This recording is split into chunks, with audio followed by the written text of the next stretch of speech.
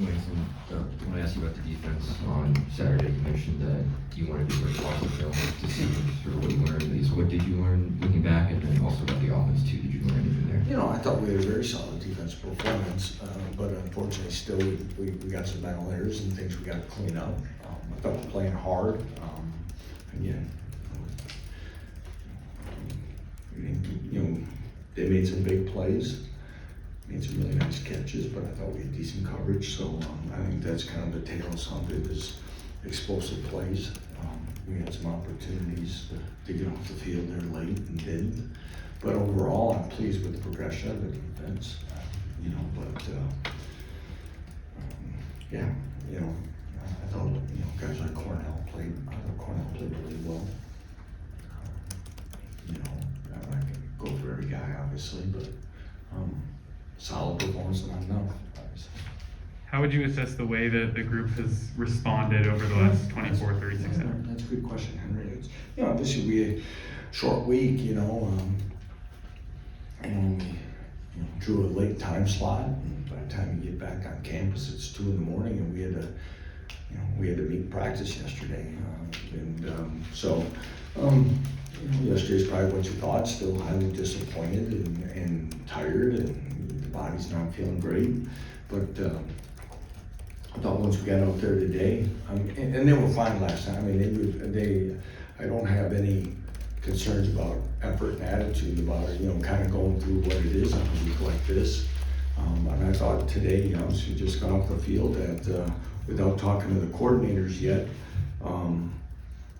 You know, it was a solid day effort-wise, and yeah, you're still trying to get your scout teams organized yet in the shorter thing, but yeah, I'm proud of the group for where we're at leadership-wise, because we don't have a lot of options right now. Okay, we got to go, and so it's good.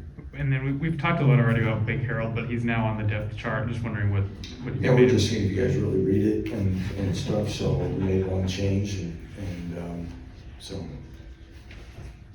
did you post it yet?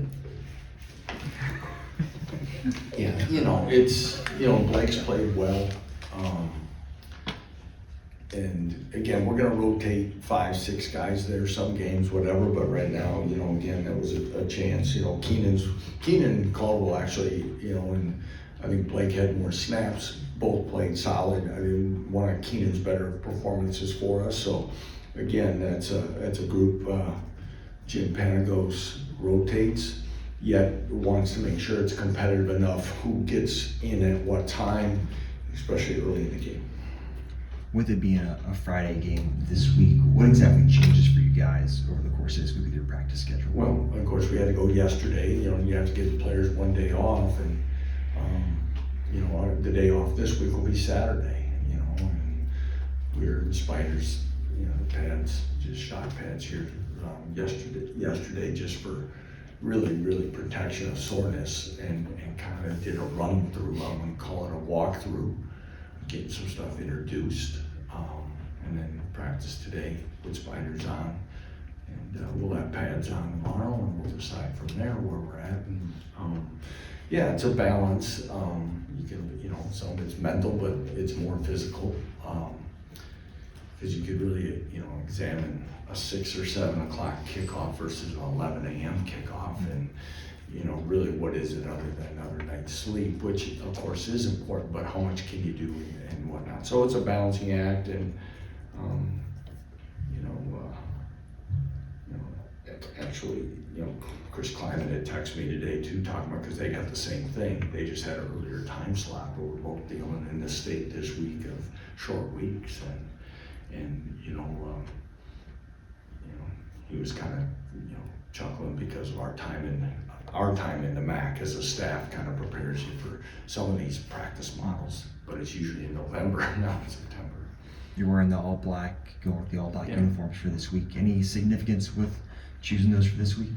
No, I was kind of looking at what's also coming down the road and different things, and kind of asked a couple of guys. I asked Devin, like, after the first game, what do you think about, you know, uniforms this next one? And he kind of blurted out something. I go, well, when you guys want one of the black ones? He goes, oh, well, we'll just wear them next game. So And going back to Saturday, looking at the offense, was there anything you learned about the performance that you maybe didn't see in real time?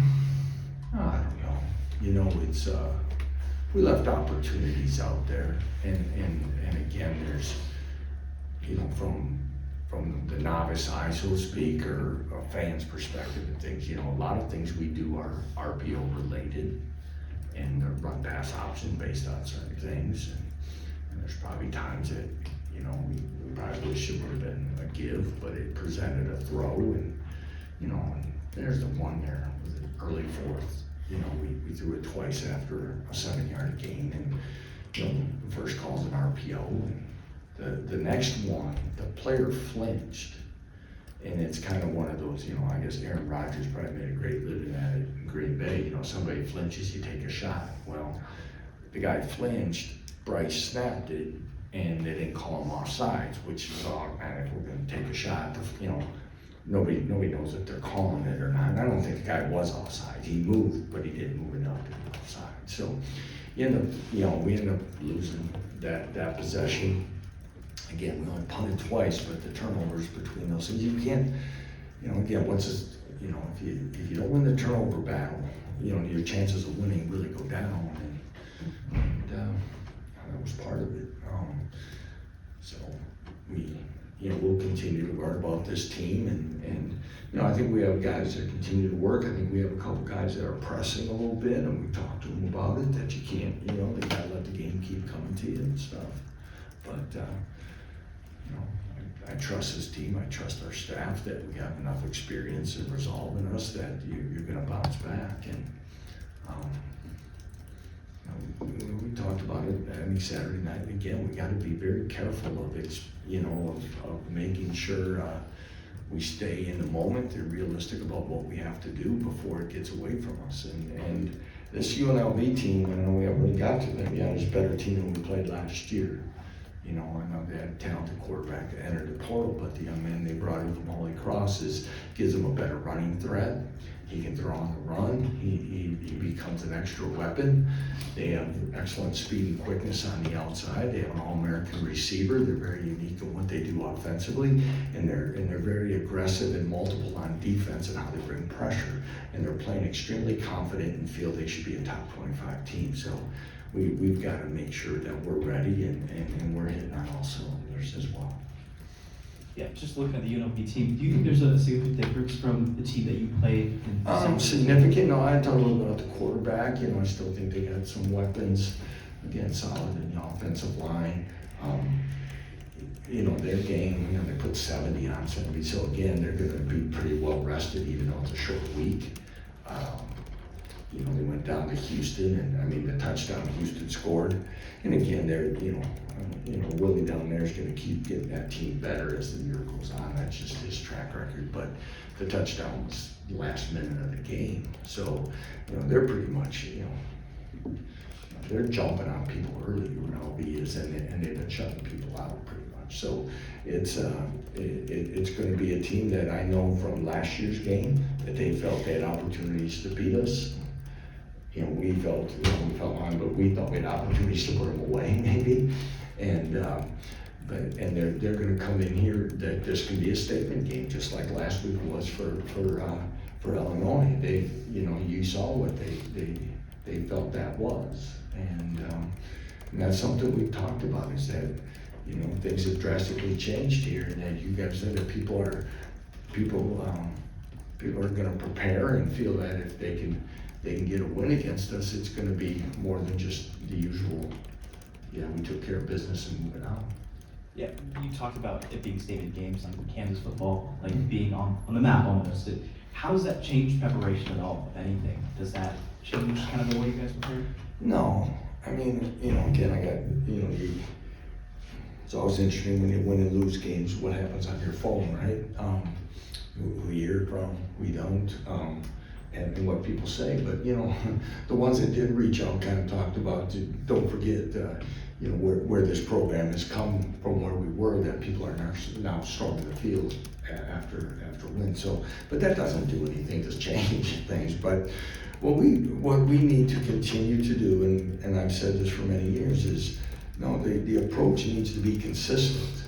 And we wanna make sure that we're as intentional on Mondays as we are on Thursdays. You can't warm up in this thing, and that's the thing about, and we talk a lot also about wanting to play at the next level. That's being a pro. You gotta come into this every day, just like coaches do. We gotta come every day ready to be prepared to improve our players, to set a standard and hold them to the standard and keep going. And but the one thing is that we've talked about is being able to match everyone's intensity now, because there is part of that, and that's the part we've continued to try to motivate our guys, but I think they'll have a better understanding this week of that.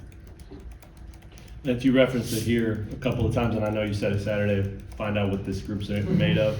Does it give you comfort with so many veterans and so many guys you've been around, knowing what they're made of before you have to see? Absolutely. You know, I trust these guys. There's you know, the thing about it, just watching them today, you know, you can tell sometimes just by warming up or things. There's,